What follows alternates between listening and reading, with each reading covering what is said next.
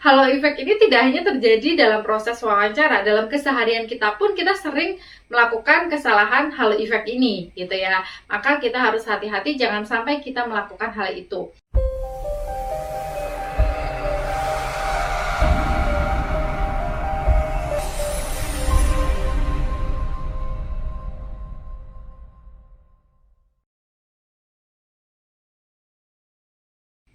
Bismillahirrahmanirrahim. Assalamualaikum warahmatullahi wabarakatuh. Alhamdulillah, bertemu lagi dengan saya Destina Religia Mujahidah di channel Emak Bangsa. Kali ini kita akan membahas mengenai hal yang dapat mempengaruhi efektivitas wawancara. Jadi ada 6 hal ya teman-teman ya. Ada 6 hal yang dapat mempengaruhi efektivitas wawancara. Apa saja itu? Yang pertama, kita akan membahas mengenai bias atau bias gitu ya. Apa itu bias? Jadi kalau bahasa Indonesia bias, kalau bahasa Inggris bias. Bias adalah hasil dari prasangka pribadi seorang interviewer terhadap kelompok-kelompok tertentu. Misalnya, nih orang Batak tuh keras deh pasti. Aduh, nggak suka deh aku dapat karyawan orang Batak. Misalnya settingnya adalah setting wawancara kerja misalnya. Atau ketika kita melihat orang Jawa gitu ya. Orang Jawa itu pasti orangnya tuh kalem, ramahan, kemudian pemaaf dan lain sebagainya kayak Presiden Joko Widodo misalnya. Padahal nggak semua orang Jawa seperti itu. Saya termasuk orang Jawa tapi saya tidak terlihat seperti orang Jawa gitu. Mayoritas orang mengatakan saya bukan orang Jawa, Jawa murtad gitu.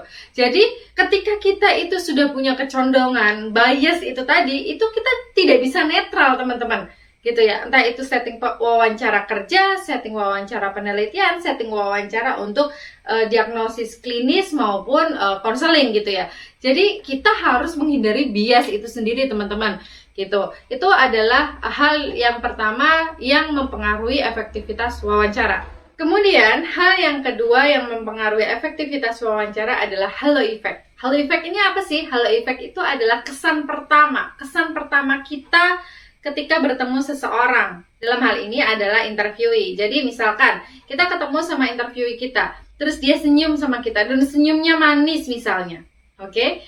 Kemudian kita nganggap, ya Allah ini kalem banget sih anaknya, solihah banget sih anaknya misalnya. Dia dengan hijabnya, kemudian senyum manisnya, solihah banget. Padahal belum tentu. Bisa aja dia mengesankan dirinya di awal pertemuan itu adalah sebagai seorang yang kalem. Padahal sebenarnya dia bukan orang yang kalem. Dia adalah orang yang ekspresif misalnya. Tetapi karena memang senyumnya manis, halo effect, dan akhirnya kita menganggap bahwa dia itu orangnya kalem.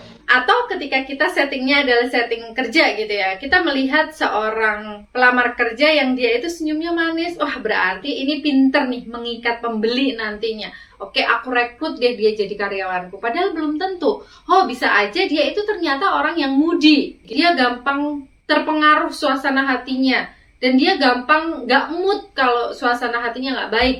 Rugi loh kita kalau kita itu hanya melihat dari casing luarnya saja, dari senyumnya saja misalnya. Atau kebalikannya ketika kita melihat orang yang terlihat judes, banyak nggak sih kita, apalagi saya gitu ya, muka-muka judes. Orang sering mengatakan, aku tuh dulu ngerasa kamu itu orang yang jutek loh. Ternyata kamu itu sehebring itu ya, seheboh itu ya. Banyak loh yang mengatakan seperti itu. Dan sebenarnya teman-teman, halo effect ini tidak hanya terjadi dalam proses wawancara, dalam keseharian kita pun kita sering melakukan kesalahan halo effect ini, gitu ya. Maka kita harus hati-hati jangan sampai kita melakukan hal itu.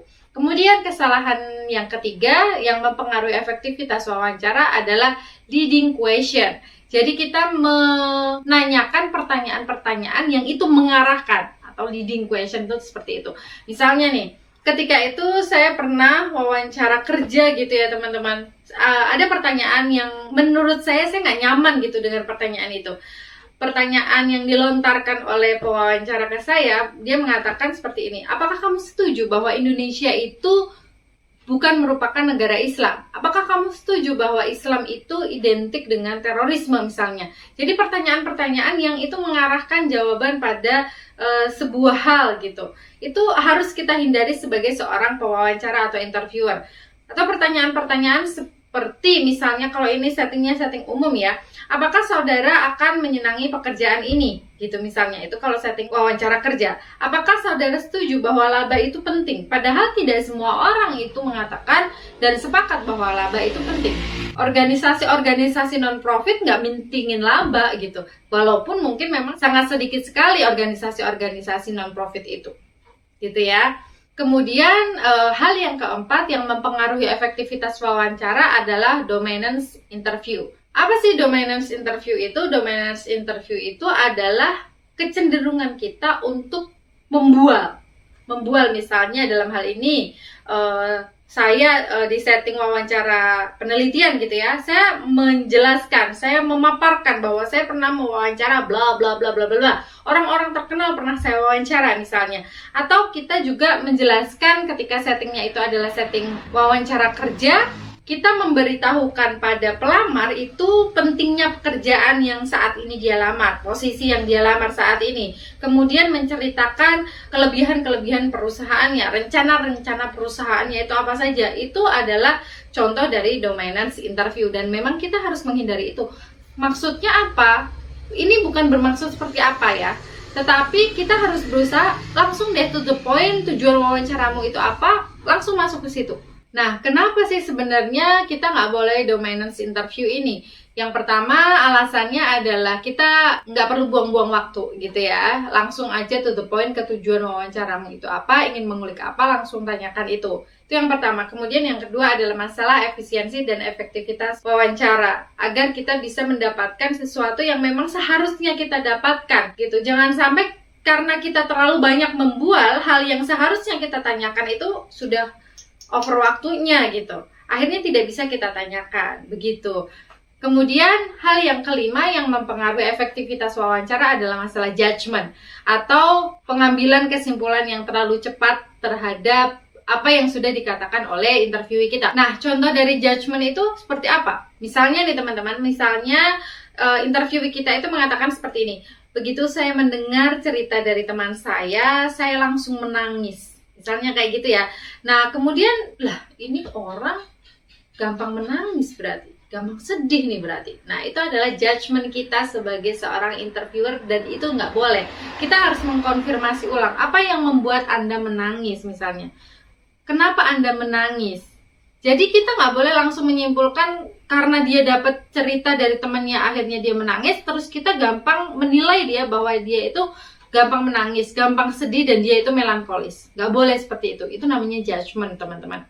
Kemudian, hal yang keenam, hal terakhir yang mempengaruhi efektivitas wawancara adalah kita tidak bisa membedakan antara opini dan juga fakta. Nah, terus gimana dong solusinya gitu?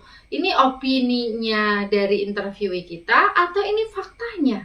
Nah, kita dapat menggalinya lebih jauh atau biasa disebut dengan probing. Gitu. Jadi ketika ada satu statement dari interviewee kita dan itu janggal, kita nggak tahu ini pendapat subjektif dari interviewee kita atau memang faktanya seperti itu, maka kita perdalam itu dengan menggunakan pertanyaan-pertanyaan lanjutan atau probing gitu ya teman-teman ya. Oke, begitu saja teman-teman pembahasan mengenai hal apa yang akan mempengaruhi efektivitas wawancara. Next video kita akan membahas wawancara kerja, hal yang ditunggu-tunggu oleh teman-teman di setting psikologi industri dan organisasi, begitu ya. Akhirnya teman-teman kita membahas tentang wawancara kerja ya. Kemarin memang lebih banyak kita settingnya itu adalah setting klinis, setting penelitian ya terutama, kemudian setting konseling juga ada. Dan selanjutnya kita akan khusus membahas mengenai wawancara kerja gitu ya. Jika teman-teman suka dengan video ini, boleh like, share, dan juga subscribe. Kalau ada pertanyaan, boleh tulis di kolom komentar atau DM saya di Instagram @emak bangsa. Bila taufik wal hidayah, wassalamualaikum warahmatullahi wabarakatuh.